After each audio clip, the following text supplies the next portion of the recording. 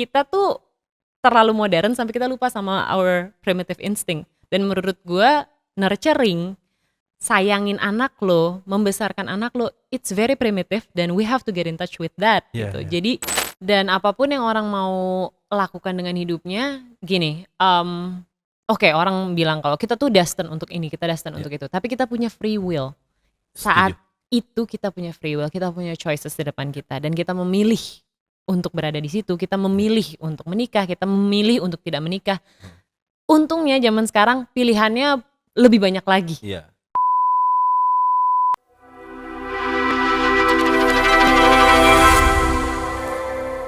So, ini yang gue alamin juga bahwa gue itu kan pernah gagal nikah. Mm-mm. Itu tragedi yang paling dahsyat juga buat gue. So, sampai gue itu berapa bulan yang lalu tapi udah lama, gue sempat ke psikiater. Mm-mm. Masalah hal ini juga gitu untuk menghilangkan, dan gue juga lagi pelan-pelan juga sama kayak lu berdamai gitu. Nah, tapi juga gue juga penasaran sama lu, Nes.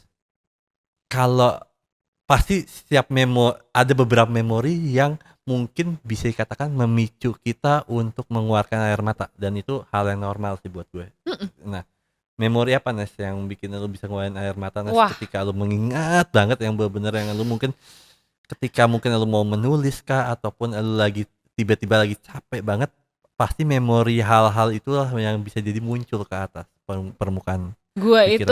Gue tuh big weeper banget. Gue bisa ngelihat apapun gue nangis. Jadi setelah proses gue mencari diri gue sendiri, dulu gue orang yang sangat dingin.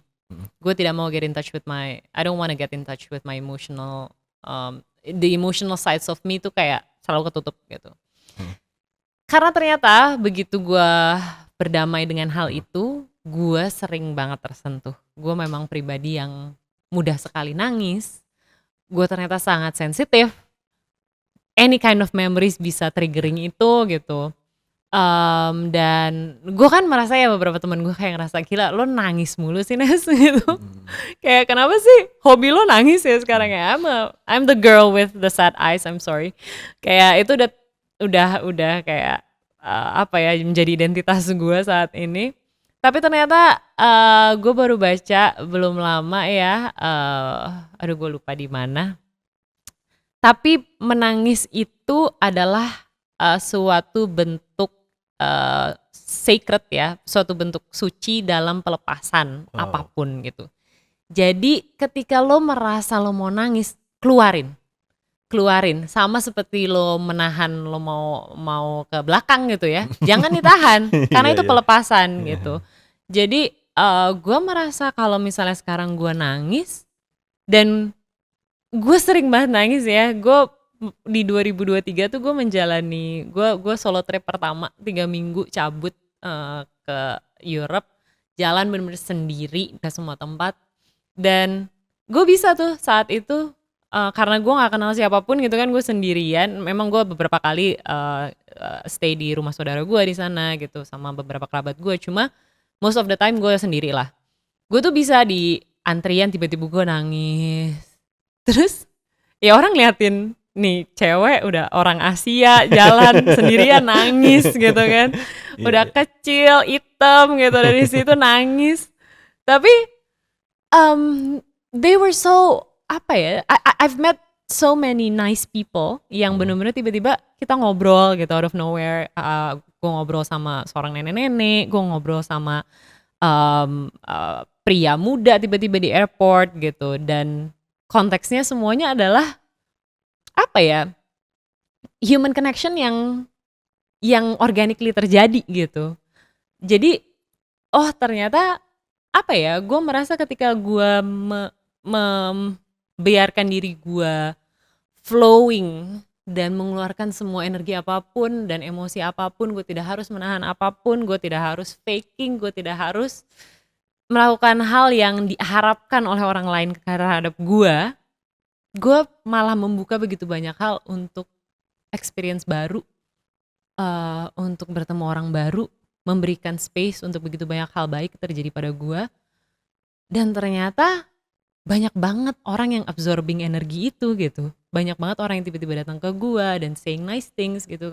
you're pretty, you're Wow. this, you're kind, I Wow. wanna give you this, I wanna give you that. Dan itu tuh lucu banget karena di trip itu gue dapetin barang gratis tuh kayak banyak banget. Lucu aja, gue tiba-tiba ada di luar toko coklat. Terus gue ngeliatin kan, terus gue pengen makan gitu satu. Gue tadinya mau beli, terus orangnya ternyata kayak chatting sama gue banyak banget. Dia ngasih gue coklat, jadi dia banyak banget. Jadi Wow. si chocolatiernya ini kayak happy banget gue Wow. masuk ke dalam coklatnya dia, toko coklat dia.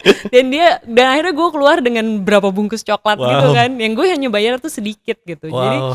dia tuh ngerasa kayak ya gitu, kayak I feel you're my friend gitu, you're my long lost friend gitu, kayak that's Iya. so nice gitu. Ternyata Wow. lo di halfway across the world, lo sendirian, tapi you don't feel alone at all. I didn't feel alone at all gitu, karena at once kayak gue merasa tiba-tiba gue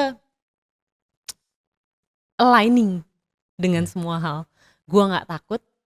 Yang biasanya gue selalu takut dengan masa depan, gue nggak tahu ada apa nih di sini, ada apa di nantinya, gue nggak punya plan. Satu kalinya itu di dalam hidup gue jalan tanpa plan. I don't have any itinerary. Gue cuma punya beberapa tiket konser yang itu juga nggak saklek gitu. Kayak itu bisa ya udah nanti juga boleh Iya, gitu. iya, iya. Jadi dengan dengan ternyata gue tidak sebegitunya mengharapkan kepastian dari alam semesta malah ngasih gue jauh lebih banyak hal baik. Yeah, exactly. Wow. Em, apa ya? Ini yang paling susah sih ya buat mungkin buat lu sama gue gitu ya. Bedanya introvert sama lonely itu kan beda ya. Iya, Iya sangat. kan? Iya, sangat. Nah. Dan rasa lonely itu yang paling gak enak banget, Nes. Iya kan? True. Nah, di 2024 yang lalu kemarin, Mm-mm. nangisan terbesar lu apa, Nes? Yang bikin lu bener-bener yang apa ya, mungkin yang bener-bener yang sedih banget ataupun yang bener-bener yang mungkin sampai saat ini bener-bener yang nggak lu duga-duga. 2024 kemarin it was a calm year for me. Tidak ada surprise yang yang berlebihan, semua berjalan dengan sebagaimana semestinya. Semua basic foundations tuh kayak sudah ditaruh gitu. Tapi satu hal yang bikin gua sempat sangat depresi di 2024, sangat sedih. Itu ketika anak gua sakit, dan I realized I was doing it all by myself at that time. Sorry, pardon? Saat itu gue sendirian. Oh, oke. Gue merasa gue sendirian sekali, dan that hit me ketika oke, sekarang gue menjalani ini sendiri. Meskipun kita co-parenting ya, cuma gue bangun malam semuanya dia mimisan berdarah-darah, itu gue jalani semua sendiri kan. Semua kepanikan, dia muntah, dia ini dia itu, sampai dia akhirnya dalam 1 bulan itu dia 2 kali masuk rumah sakit. It was nothing serious, thankfully. Tapi di momen itu gue sadar bahwa gue sendiri. Meskipun gue selalu bilang I'm an introvert and I'm very much I love it. I love to be alone gitu. Tapi realisasi untuk benar-benar menjalani semuanya sendiri datang di saat itu kemarin. Dan gue menangis luar biasa sih karena dia nggak membaik dalam 2-3 hari itu kan. Sakit apa sih? It was some kind of virus lah ya. Dia harus di rumah sakit waktu itu, dirawat gitu. Tapi momen itu, dan gue tuh nunggu kamar tuh hampir 1 hari karena semua rumah sakit penuh. Kita nunggu kamar tuh lama banget, lebih dari 12 jam, dan gue harus nungguin dia di UGD tuh kan selama itu. Ya udah gue tidur di situ ngeringkek dan lain-lain gitu. Gue menjalani itu sendiri, dan di momen itu gue tahu bahwa nggak ada hal yang bisa gue kontrol sih. gitu. Sebaik apapun plan yang gue miliki, semua bisa berantakan begitu saja dan bukan plan gue yang akhirnya terjadi gitu. Tapi di momen itu gue sangat bangga pada apapun yang gue jalani yang membantu gue untuk stay very very calm during that time. Dan gue juga merasa lewat tools yang gue juga sudah jelaskan di buku ini, ternyata gue menjadi orang yang respon terhadap terhadap kepanikan tuh dengan cara yang sangat berbeda gitu. Iya. Dulu gue adalah orang yang frantic gitu, yang kayak semua tempat gue bisa ngamuk gitu ketika gue panik tuh, emosinya tuh kayak gede banget kan. Tapi di 2024 itu meskipun gue sedih banget saat anak gue sakit, gue sangat bangga kepada diri gue yang bisa menjalani semuanya dengan tenang. Gue menangis ketika semuanya sudah aman. Ketika dia berdarah-darah dan gue harus bawa dia ke rumah sakit, gue melakukan dengan kepala dingin gitu. Gue kayak merasa sih kepanikan lu, rasa sedih lu, gue bisa dapet sih. Iya, tapi gini, maksudnya saat itu gue tuh lebih karena pasrah ya. Karena gue banyak meditasi, gue lagi sangat mendengarkan intuisi gue, sangat dekat pada Tuhan, lagi banyak banget berdoa gitu. Saat itu gue merasa bisa menangani itu semua gitu. Gue bisa menangani semuanya dengan staying very very calm, very calm. I didn't panic at all. Gue cuma bilang sama nyokap gue, tolong keluarin mobil, tolong antar ke sini gitu. Dan ya, I was that calm that I'm very much proud of myself. Gue sangat bangga gue bisa melewati itu semua dengan kepala dingin gitu. Mungkin si Ines di 2017 gitu, dia nggak akan bisa menjalani itu Pasti. semua gitu. Tapi di 2024 dengan tools yang gue miliki dan kegigihan gue untuk selalu conscious, selalu aware gitu, akhirnya gue bisa menjalani banyak hal yang di luar dari kendali gue dengan pasrah pada Tuhan. Wow, gue bisa merasakan bahwa karena gini, emak gue kan, gue operasi otak di Toronto gitu ya, gue bisa ngerasain emak gue sama juga kayak lu gitu, ngurus gue sendirian dan sebagainya gitu. Walaupun ada almarhum my grandpa gitu, tapi tetap dia sendirian, bener-bener yang ya gue jadi keinget nyokap gue gitu. Jadi dia mau nangis juga nih gara-gara lu juga. Wow. Iya. Itu sih bener-bener yang memang untuk survive tuh memang gak gampang sih ya di saat itu. Betul. Iya, dan apa ya, anak gue sampai sekarang bilang, jadi setiap kali dia nggak mau makan, gue selalu bilang kan, Mas, you gotta eat. Karena if you don't eat, then you'll get sick. Then if you get sick, I'm gonna be devastated. I'm gonna be sad. I'm gonna be very very sad. Terus dia selalu bilang ke gue, oke, Ibu, gitu. Kalau Mas sakit, ibu sedih banget ya, gitu. Dia nanya terus. Tentu gitu. Kamu emang harus makan gitu, kalau kayak banyak hal yang harus kamu lakukan biar kamu tetap sehat. Karena kalau kamu sakit, I couldn't do anything. Gue bilang I'm broken hearted gitu. Ibu bakal sedih banget. Jadi jangan sampai Mas sakit lagi gitu. Dan dia ulang-ulang itu terus gitu. Dia sering banget bilang, iya, I don't wanna make you sad. Dan itu gitu. sebagai orang tua tersentuh banget tuh hatinya pasti. Banget. Dia sering banget ngomong hal itu. Dan there are a lot of things yang apa ya, dia itu, gue beritahu ke dia dan dia ulang kembali gitu. Kayak kemarin ini there are some miscommunication lah dengan bapaknya gitu, dan dia tiba-tiba harus ke dokter gigi dan nggak ada yang dari kita yang bisa nganterin. Akhirnya dia dibawa sama mbak gue, yang akhirnya gue nyusul langsung ke dokter gigi dan dia udah nangis luar biasa tuh. Dia udah nangis karena kan dokter gigi buat anak kecil sangat menakutkan ya. Terus gue bilang sama anak kecil, kita juga udah ngeri kok dengar bornya. Terus gue bilang ke dia, ya udah intinya kemarin gue ya ada cekcok dengan my ex dan gue bilang enggak mas, masalahnya if kayak if bapak doesn't want to take you, if bapak kayak tiba-tiba naruh mas di sini, I will cancel all of my plans for you, gue bilang. I will cancel all of my plans. You comes first karena mas itu adalah the reason why I need to work and everything it's all for you gitu. Jadi apapun yang terjadi itu mas tuh prioritas ibu gitu. Terus itu dia ulang-ulang terus.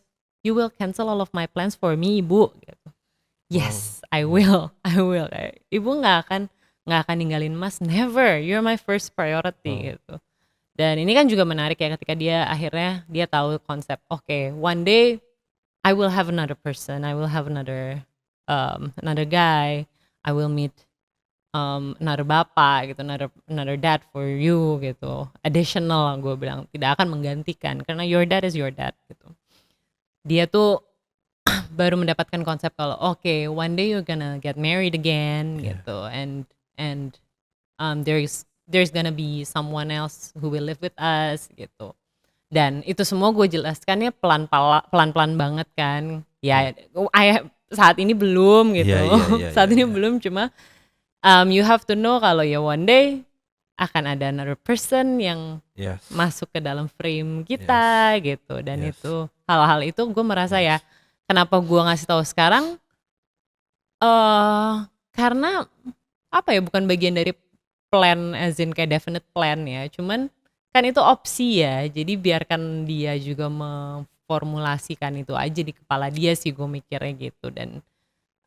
Dan ya itu, tapi whatever happens, gue selalu bilang whatever happens, you comes first gitu. You are my first priority gitu. Apapun yang ibu lakukan, I'll make sure if I ever fall in love with another guy, he has to love you too. He has to love you too gitu.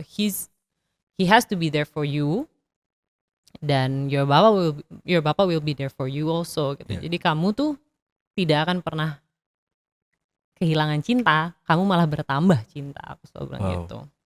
Wow. Lu bilang tadi bahwa anak lu ada soulmate. Dan nggak salah itu omongan awal itu nggak salah belakang kamera ya, kita ngomongin bahwa ternyata dari itu feng shui ya, something ya. Pace energy. Iya, fase energi itu seperti itu. Nah, karena soulmate banget gitu ya, bener-bener kayak jiwa lu sama jiwa dia itu ibaratnya nyatu banget gitu rasanya. Nah, I guess so. momen yang paling mengharukan apa sih, Nes? Sama anak lu? Yang teringat banget, Nes? Banyak ya, salah satunya yang menjelaskan. Yang paling haru banget, yang bener-bener yang kena banget. Menjelaskan apa ya, mengenai kenapa kita split up juga menurut gue hal yang gradually gue harus kasih tahu ke dia. Itu adalah responsibility gue karena ini adalah pilihan gue. Jadi ada beberapa orang yang mikir nggak usah dijelasin karena dia masih kecil. No, but I want him to know. He has the right to know gitu. Dan gue juga nggak akan bilang yang ribet-ribet ya, cuma gue akan menjelaskan, gue menjelaskan gradually, dan itu akan menjadi responsibility gue setiap kali dia akan mempertanyakan gitu. Suatu ketika dia sempat, dia lagi main, dia nanya ke gue, ibu, why don't you live with bapak? Terus gue bilang ke dia, wow. Saat itu kan semua orang kan kayak gitu ya. Gue juga saat itu lagi baca buku kayak gimana? Anda nanya apa gitu. Terus gue bilang it's because I'm no longer his wife, gue bilang. Terus wife, dia bilang gitu. Iya, we got divorced mas. Gitu. Divorced, gitu. Yeah, it's when two people split up gitu. Terus dia nanya gini, does this mean that we're no longer family? Terus gue bilang, no, we're still family. We love each other so much. I love your dad. I love your dad, but not in the same way. Not in the same way as I did before gitu. Kayak Mas lihat, gue bilang, Mas lihat Oma. Oma is our family, but she doesn't live in our house. Jadi dia bilang, Terus dia nanya, "So, are we still a family?" gitu. Of course gitu, karena ya udah abis itu lihat mbaknya dia gitu, si Lastri. Lastri has dia punya mom and dad di kampung gitu, but she lives with us. Tapi kan ibu sama bapaknya Lastri tetap her family. Terus dia baru, oh iya ya gitu. So we're still a family even though we don't live in the same house gitu. Yes. Terus gue pas dia ngomong gitu kan gue nangis ya. Dan dia jalan ke meja makan, dia ambil tisu, dia lapin air mata gue. Wah itu momennya. Bikin gue makin nangis lagi. Tapi abis itu karena dia very much witty, terus dia abis itu ngomong, "It's okay Bu, I was just asking." Oke. Terus gue ketawa kan kayak, ya that's just the reality gitu.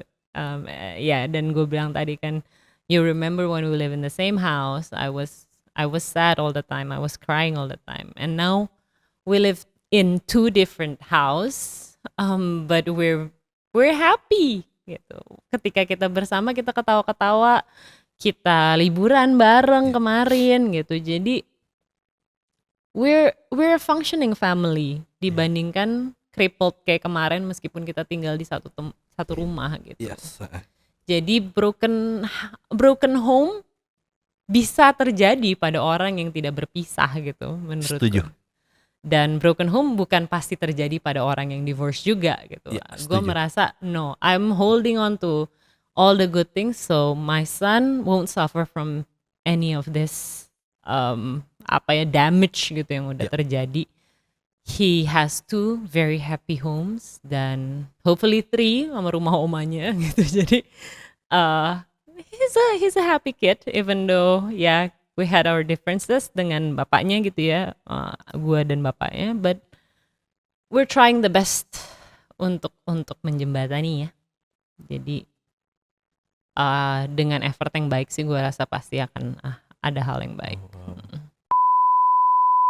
Ternyata yang gue butuhkan selama ini yang gue nggak pernah tahu sampai usia gue 34 tahun adalah memberikan jeda untuk diri gue.